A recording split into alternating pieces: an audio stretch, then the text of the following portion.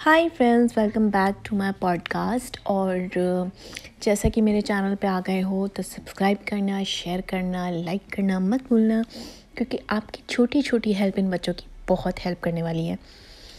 तो गाइस, अभी तक मैंने आपको ये बता दिया कि आपको थिएटर बिल्कुल, अगर आप ज़ीरो से स्टार्ट कर रहे हो, ये सीरीज़ मेरी उसी क्रम में है।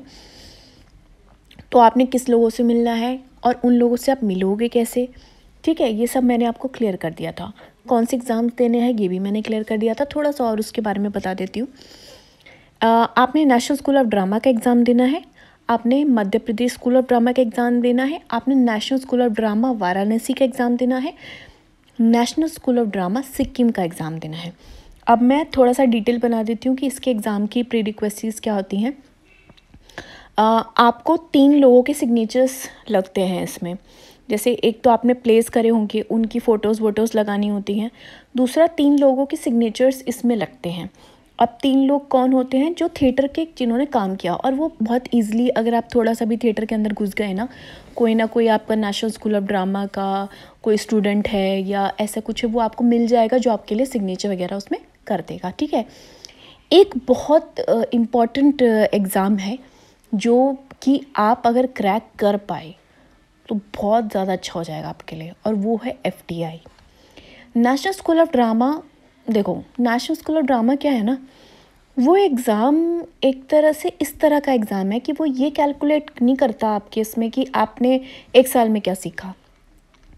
वो ये कैलकुलेट करता है कि आपने अब जब से आप पैदा हुए और अब तक जो भी आपकी उम्र है, इतने में आपने करा क्या, आपने क्या सीखा, क्या पढ़ा और क्या आपकी नॉलेज विकसित हुई, है ना। तो वो इस चीज़ को कैलकुलेट करता है। तो नेशनल स्कूल ऑफ ड्रामा का एग्ज़ाम सिर्फ 1 साल की तैयारी से आप नहीं क्रैक कर सकते। या तो आपको कुछ एक्स्ट्रा स्किल आनी चाहिए, जैसे कि आपको सपोज़ वायलिन ही बजाना आता है अच्छे से, डांस, सपोज़ आपने कोई एक तरह का डांस सीखा हुआ है। तो अगर कोई बच्चा ऐसा है जो अभी मतलब इस एज में है, जैसे 11-12 साल का है, तो आप और अगर आप ड्रामा में जाना चाहते हो, किसी के पेरेंट्स ऐसे देख रहे हैं और ख़ुद बच्चे ऐसे देख रहे हैं, तो उनको फिर अभी से ही ना किसी न किसी ऐसी किस्म की एक्टिविटी में इन्वॉल्व होना शुरू हो जाओ। ज़रूरी नहीं है कि डांस ही हो, ताइक्वांडो आना चाहिए या फिर कुछ भी, मतलब ऐसा स्किल एक आना चाहिए। नेशनल स्कूल ऑफ ड्रामा में एटलीस्ट उसका जो प्रीलिमिनरी राउंड होता है ना, वो भी क्रैक करने के लिए आपको आना चाहिए। और प्रीलिम से एक बार क्रैक हो जाता है, उसके बाद तो सब कुछ आपकी एक्टिंग के ऊपर ज़्यादातर रहता है कि आपको एक्टिंग कितनी अच्छी आती है।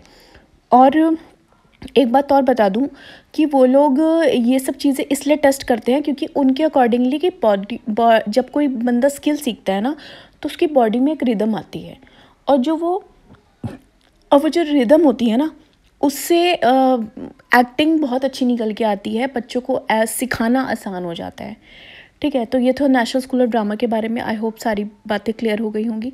अब दूसरा एग्ज़ाम है FTI का, film and television institute of India. ये बहुत ही ज़्यादा टफ़ एग्ज़ाम होता है। नेशनल स्कूल ऑफ ड्रामा का भी टफ़ है, इसका भी टफ़ है। इसका इसलिए ज़्यादा टफ़ हो जाता है क्योंकि इसका जो प्रीलिम्स आते हैं ना, वो जनरल नॉलेज के क्वेश्चंस का ज़्यादा आता है। मतलब जनरल, आप समाज में चल क्या रहा है ना।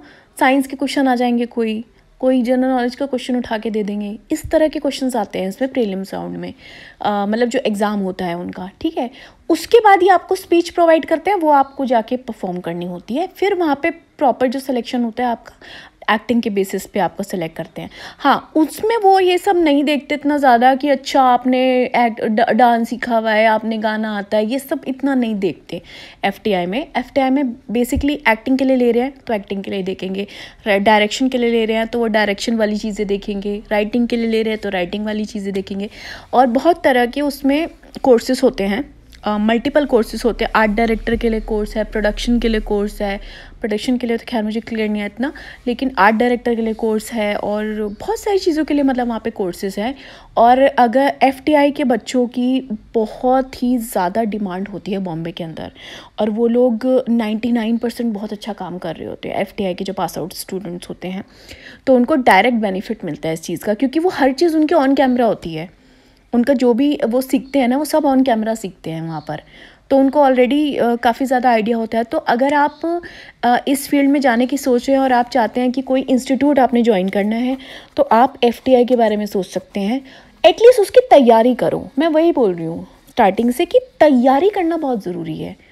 इट्स नॉट इम्पॉर्टेंट कि आप सेलेक्ट हो जाओ, क्योंकि एंड ऑफ द डे तो बॉम्बे ही आना है ना। End of the day Bombay आके यहाँ पे स्ट्रगल करना है और यहाँ पे और लोगों की भीड़ से आगे निकलना है, जिसमें कोई डिग्री आपके काम नहीं आती है। ना नेशनल स्कूल ऑफ ड्रामा की डिग्री काम आती है, ना FTI की डिग्री काम आती है। ये सिर्फ आपके सीखने के लिए। हाँ, थोड़ा बहुत आपको बेनिफिट मिल सकता है कि चलो आपको ऑडिशंस पता चल जाएंगे, अच्छी जगह कहाँ हो रहे हैं, बस इससे ज़्यादा नहीं फ़र्क पड़ता कुछ भी। बाकी सब कुछ आपके कैलिबर के ऊपर होता है। और बॉम्बे तो स्पेशली इसी चीज़ के लिए है कि वहाँ पे कुछ भी नहीं चलता, कोई डिग्री नहीं चलती, कोई बाप का नाम नहीं चलता, कुछ भी नहीं चलता। बाप का नाम मतलब अब बहुत बड़े बड़े स्टार्स हैं उनका तो चलता है, लेकिन जैसे हम नॉर्मल लोग अगर जाते हैं ना, तो वहाँ पे इन सब चीज़ों की कोई अहमियत नहीं होती है। वहाँ पे आपको हार्डकोर टैलेंट से ही आगे आना होता है। बहुत सारे लोग बोलते हैं कास्टिंग काउच चाहिए, नहीं भाई, ये सब उसके बाद है, पहले टैलेंट है। टैलेंट तो होना ही चाहिए, उसके बाद बाकी जो चीज़ें होती हैं ना वो आती हैं।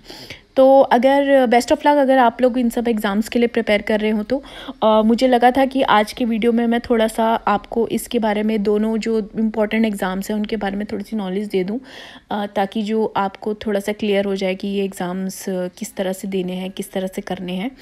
और ये आपकी एक्टिंग का एक बहुत मेजर जो है स्टेप हो सकता है लाइफ में। तो मैं फिर से एक बार ये बोलूँगी, best of luck for your acting career. और ठीक है, हम नेक्स्ट वीडियो में मिलते हैं और उसके बाद मैं इसके आगे की कहानी शुरू करूँगी। कहने का मतलब है अब मैं आगे शुरू करूँगी कि किस टाइम पे आपको बॉम्बे के लिए निकल जाना चाहिए और बॉम्बे आने के बाद पहला स्टेप कैसे करना है, इन सब चीज़ों के बारे में डिस्कस करूँगी। Till then bye, take care.